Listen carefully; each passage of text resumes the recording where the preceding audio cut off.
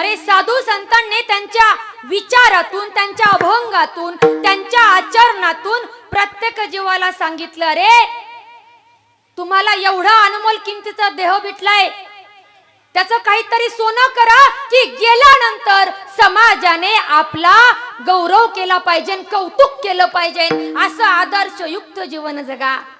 परंतु मला सांगा, जगलात का हो? नाही. मी माफी मागून एक वाक्य बोलते महाराज, माफी मागून एक वाक्य बोलते.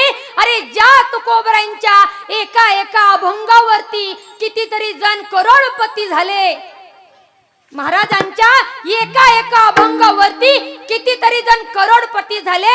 मला याच्यातून हे सांगायचंय की महाराजांच्या, संतांच्या एका अभंगातून जर का तुम्ही करोडपती होत असाल ना, तर साधू संतांच्या विचार जर आपण आत्मसात केले ना, तर जीवनाचं सोनं झाले.